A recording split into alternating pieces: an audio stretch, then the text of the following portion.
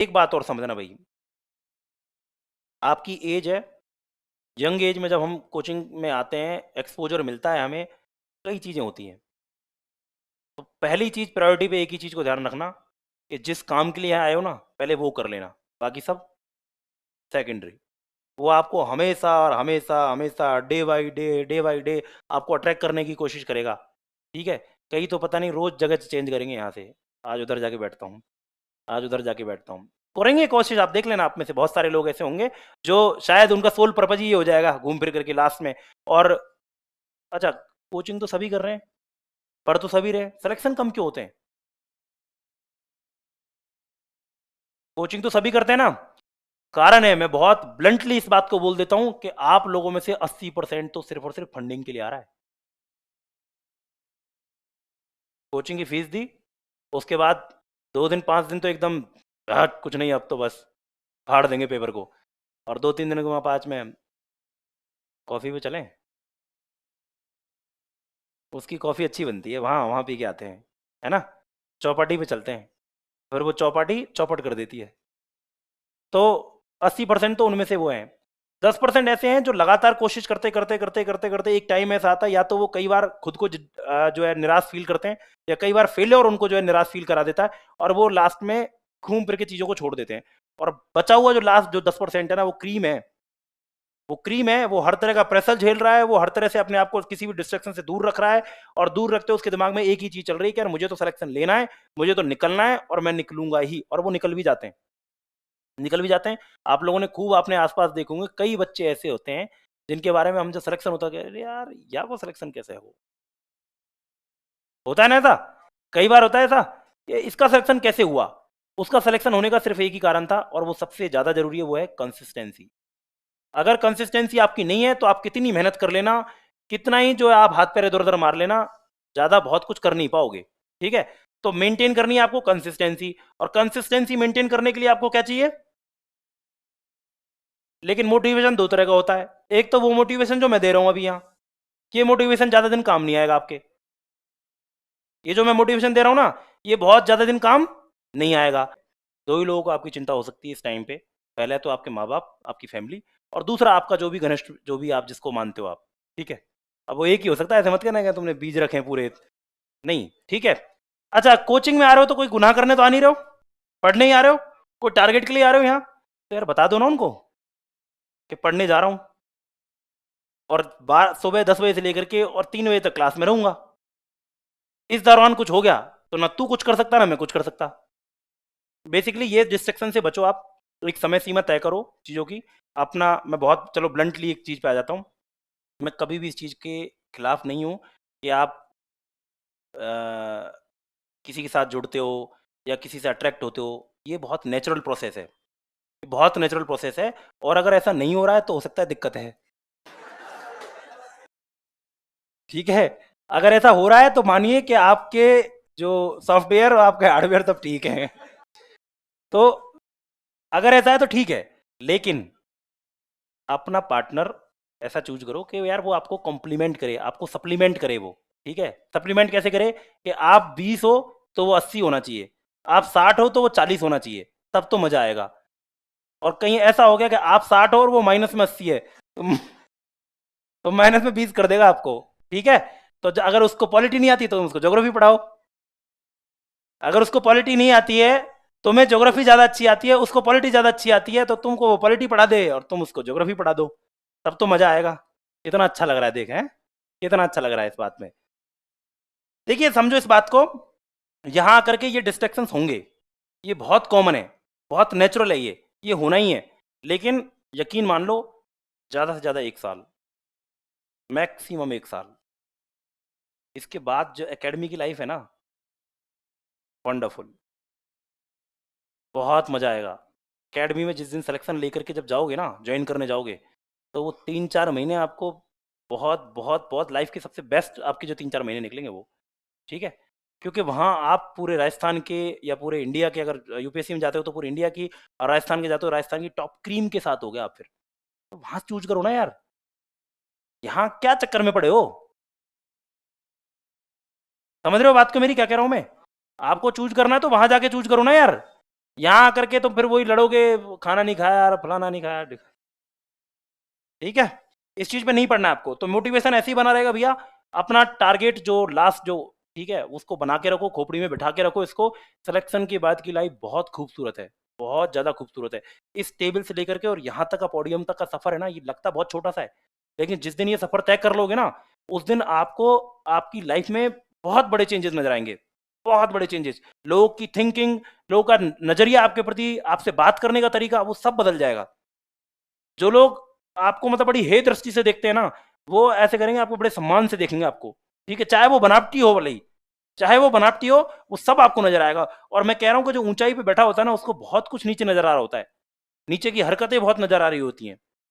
ठीक है, तो इसको दिमाग में रखो, सिलेक्शन के बाद बहुत मजा आएगा, बहुत ज्यादा मजा आएगा। अब हम तो कई बार मजे लेते हैं यहाँ पे बैठ के, जब यार दोस्त बैठ जाते हैं हमारे, जब बैचमेट हैं, हमारे बैच में आप 35 RPS थे, तो 35 RPS में से आई थिंक मोर देन 60+ तो यहीं से थे, अकेडमी से, स्प्रिंग बोर्ड अकेडमी से। और फिर तो वहाँ तो झंडे लहराए थे भाई, वहाँ पहुँचे, अकेडमी में पहुँचे, वहाँ तो झंडे लहराए थे इतने, 60% से प्लस जो स्टूडेंट वहाँ यहीं स्प्रिंग बोर्ड अकेडमी से थे। फिर एक दिन ऐसे ही दिलीप सर और हम बैठ के बात कर रहे थे कि सब यहाँ तो झंडे लहरा के गए ही थे, और वहाँ जा करके भी आउट ऑफ 9 अवार्ड्स, अकेडमी में जब जाते हैं तो वहाँ पे 9 अवार्ड मिलते हैं। ठीक है, आउट ऑफ 9 अवार्ड्स 7 अवार्ड अकेले मेरे नाम पे हैं।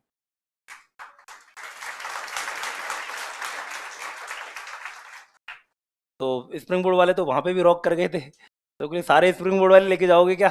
तो बेसिकली मज़ा आएगा, मैं बता रहा हूँ। ये जब जिस जिस दिन ये अचीवमेंट, सेंस ऑफ अचीवमेंट आप में आएगा ना, जिस दिन आपको ये चीज़ें मिलेंगी, उस दिन आप यकीन मानो इतना अच्छा लगेगा आपको, इतना आनंद आएगा, ये सब चीज़ें तुच्छ लगने लग जाएंगी आपको। जो अभी जो टेम्पररी जो आपको आनंद मिल रहा है ना ये चीज़ों का, ये आपको सब तुच्छ लगने लग जाएंगी, इतना अच्छा लगेगा। अच्छा सोच के देखो एक बात, कि आप ग्रामीण पृष्ठभूमि से कितने लोग हैं यहाँ पे, है ना? अब ग्रामीण पृष्ठभूमि से आप लोग हो, एक बात सोच के देखो कि आपके पिताजी धोती कुर्ता पहनते हैं, ठीक है, जिसको नो डाउट बहुत बहुत ही हमारी जो है विरासत और हमारी संस्कृति का प्रतीक है, और I am proud of that. लेकिन आप सपोज करो कि आपके पिताजी जो है धोती कुर्ता पहनते हैं, और आपका सिलेक्शन होता है as an RPS, as an RAS, और जिस दिन आप पहली ज्वाइनिंग के लिए जाते हो, आप पहले पिताजी को सीट पे बिठाते हो और पहला फोटो उनके साथ खिंचाते हो। इससे बेहतर फीलिंग हो सकती है क्या? हो सकती है क्या इससे बेहतर फीलिंग कुछ? ये फीलिंग मैंने फील किया है, मेरे आज भी गूजबम्स हो जाते हैं जब मैं सोचता हूँ ना कि जब पिताजी को जाकर के मैंने सल्यूट किया पहले दिन, ये आज भी गूजबम्स हो जाते हैं मेरे, इस चीज़ को सोच करके। क्योंकि यार उनको आप इससे बेहतर कुछ नहीं दे सकते हो, उनका जो कर्ज है ना वो नहीं चुका सकते आप। और ये आप फील करोगे कब? जब आपकी फैमिली होगी, जब आप इस चीज़ को आपके जो जब नेक्स्ट जनरेशन आएगी तब इस चीज़ को फील करोगे, क्या क्या आपको त्याग करना पड़ता है, क्या आपको छोड़ना पड़ता है, जस्ट बिकॉज कि आप अपनी फैमिली को आगे बढ़ता देखना चाहते हो। कर तो इसीलिए रहे ना सब कुछ, तब अपनी फैमिली के लिए तो कर रहे हो, नहीं कर रहे हो क्या? या उसके लिए कर रहे हो? अरे वो उसको भी तो फैमिली बनाओगे यार। ठीक है, तो बेसिकली बहुत बहुत अच्छी वाली फीलिंग आती है, और ये जब सेंस अपने दिमाग में रखोगे ना, तो ये अपने आप ही मोटिवेशन बना रहेगा। ठीक है, एक बहुत छोटा सा बात मैं आपको बोलूँगा कि अपने वॉलेट में, अपने पर्स में अपने माँ बाप का फोटो रखा करो। तो क्योंकि ड्यूरिंग प्रिपरेशन बहुत सारे स्ट्रेस आपके दिमाग में आते हैं, कई बार आपको बहुत ऐसे लो फील होता है, अप्स एंड डाउन्स फील होते हैं आपको कई बार, है ना? उस टाइम पे आप उनकी तरफ देखो एक बार, उस फोटो को देखो आप, कि आपको उन्हें कहाँ लेकर के जाना है, आपको उन्हें कहाँ पहुँचाना है। अपने आप सारे मोटिवेशन के जो लेवल है ना वो फुल हो जाएंगे, पैरामीटर सारे, और वही मोटिवेशन परमानेंट है। ये जो हम किसी का लेक्चर सुन के, किसी का भाषण सुन के जो मोटिवेशन आता है ना, वो टेम्पररी होता है, वो कुछ समय के लिए होता है, लेकिन वो ट्रिगर पॉइंट है। ये ट्रिगर हमने कर दिया आपको, अब आप बाकी मोटिवेशन आप खुद ही बना के रख सकते हो, वो आप बना के रखिए। यार एक बात बताओ मुझे, ईमानदारी से बता दो, तुम में से कितने ऐसे लोग हैं जो जानते हो कि जब रील चलाना शुरू करते हैं 2 मिनट की रील कब 20 मिनट की निकल जाते हैं, पता चलता है क्या? चलता है क्या पता? ये तुम्हारे साथ नहीं है, ये यूनिवर्सल प्रॉब्लम हो चुकी है अब ये। और ये एक बात और बता दूं, साइंटिफिक स्टडीज ये बात कहती हैं, और खुद को भी फील होता है, कि ये जो 30-30 सेकंड की रील्स, हम 15-15 सेकंड की रील्स या 30 सेकंड की रील जो देख रहे हैं ना, ये आपके मेंटल जो कैपेसिटी है, आपकी जो मेमोरी है, इसको लॉस कर रहा है बस, और कुछ नहीं कर रहा, सिर्फ इसको खराब कर रहा है। क्योंकि आप किसी चीज पे कंसंट्रेट कर ही नहीं पा रहे हो। एक एक सीन जो है आपने देखा, 30 सेकंड बाद दूसरा कोई सीन आ गया, फिर तो कोई दूसरा सीन आ गया, फिर कोई दूसरा सीन आ गया। इस खोपड़ी को एक जगह रोकने की जो है कैपेसिटी तो दो, इसको ट्रेन तो करो इस चीज की। और वो ट्रेनिंग कैसे हो पाएगी कि इसकी बजाय ध्यान लगाओ किताब पे, बुक पढ़ने की कोशिश करो। बुक पढ़ने की जब आपके अंदर जब क्षमता आ जाएगी और बुक पढ़ने की जब आपका इच्छा जब जागृत होगी ना, तो धीरे धीरे धीरे कंसंट्रेशन लेवल ऑटोमेटिकली अच्छा हो जाएगा आपका। बुक्स पढ़ो, अच्छी अच्छी बुक्स पढ़ने की कोशिश किया करो। 15-20 बुक्स तो ऐसी हैं, अगर गूगल पे सर्च करोगे ना, ठीक है, जैसे मैं बता देता हूँ एक दो बुक्स तो। एटॉमिक हैबिट्स पढ़ी है किसी ने? पढ़ी है? कैसी बुक है? ठीक है, एटॉमिक हैबिट्स बुक है, पढ़ना, लिख लो इस चीज को। बहुत छोटी सी बुक है, ज्यादा कोई बड़ी बुक नहीं है। ठीक है, द सीक्रेट्स, ठीक है, इस तरह की कई चीजें जो है कई छोटी छोटी बुक्स हैं, ये आप पढ़ के देखिए, आपके लाइफ में कई सारे चेंजेस आपको मिलेंगे। ठीक है, कई सारी चीजें आपकी जो है सुधरना शुरू हो जाएंगी। कर लोगे क्या? तो ये सोशल मीडिया का बुखार जो है ना, इसको तो खत्म कर दो यार। देखो, कोई किसी की तुम में से ऐसा कोई है जिसके 5-10 मिलियन जो है सब्सक्राइबर हो? है कोई ऐसा? कोई सेलिब्रिटी हो? नहीं है क्या? तो यार रहने दो, तुम्हें कोई नहीं जानता फिर। ठीक है। और खासकर अब मैं बहुत, मेरी आदत क्या है, थोड़ा सा मैं बहुत ब्लंटली कह देता हूँ कुछ चीज़ें। खासकर लड़के, फेसबुक पे इंस्टाग्राम पे जो अननोन मैसेज आ रहे हैं ना, हाय, इस बात को समझो, 7 अरब की जनसंख्या है पूरे विश्व में। उन सब में सिर्फ हूर के परे तुम ही नहीं हो जो तुमको ढूंढ करके कोई मैसेज करेगा। समझ रहे हो? इन चीज़ों से थोड़ा सा डिस्ट्रैक्ट हो जाओगे, थोड़ा सा अलग हो जाओगे, और चीज़ें जहाँ जानी चाहिए थी वहाँ नहीं जा पाएंगी। इनको छोड़ दो। और कितनी एंजल परा बन के बैठे हुए हैं ना वहाँ, तुमको पता भी नहीं है। ठीक है। तो बेसिकली बात यह है कि आप जितना ज़्यादा इसमें घुसोगे, जितना ज़्यादा लोगों के कांटेक्ट में रहोगे, उतना ही ज़्यादा आपका नुकसान हो रहा है। एक थ्योरी, छोटी सी थ्योरी मैंने बनाई थी, मुझे नहीं पता काम करती है नहीं करती है, मेरे ऊपर काम करती है। मेरे ऊपर तो हमेशा काम करती है, मैं मान के चलता हूँ। मैं आप मान के चलता हूँ कि ये दिमाग जो है ना हमारा, ये ऐसे समझो कि 64 GB का एक मोबाइल है। 64 GB कैपेसिटी, कितनी भी मान लो, 64 GB की मान ली हमने, एक मोबाइल की तरह कैपेसिटी इसकी। नया मोबाइल एकदम फ्रेश, उसमें जितना ज्ञान भरोगे भरते जाओ। अब एक बात बताओ, इस दिमाग को प्रोसेस करने के लिए कुछ तो मेमोरी सेव रखनी पड़ेगी। तो मैंने 12 GB की मेमोरी अलग कर दी और 52 GB की जो है अलग कर दी। सेम आपके साथ भी है, आपकी बॉडी को फंक्शन करने के लिए कुछ मेमोरी आपकी सेफ चाहिए। ठीक है, बच गया 52 GB। अब इस 52 GB में आपके ऊपर डिपेंड करता है क्या कचरा भरते हो आप। जैसे आपका दोस्त आया आपके पास और आकर के कहता है, बोलो भाई, आज तो चोट हो गई। क्या हुआ? रो रहा है भाई, बिलख रहा है। चाय पे ले गए उसको, चाय चाय पीएंगे, चल थड़ी पे चल के गए, और वहां जाकर उसने कहानी सुना दी कि तेरी भाभी धोखा दे गई। ठीक है, कह दिया। अब तुमने बड़े ध्यान से सुना, थोड़ी देर मजे भी लिए, मन में राजी भी हुए थोड़े से। ठीक है। अब अब तुम पढ़ने बैठे, वहां तो उसको तो सल्टा के आ गए, तुम मामले को फ्री करके आ गए। ठीक है।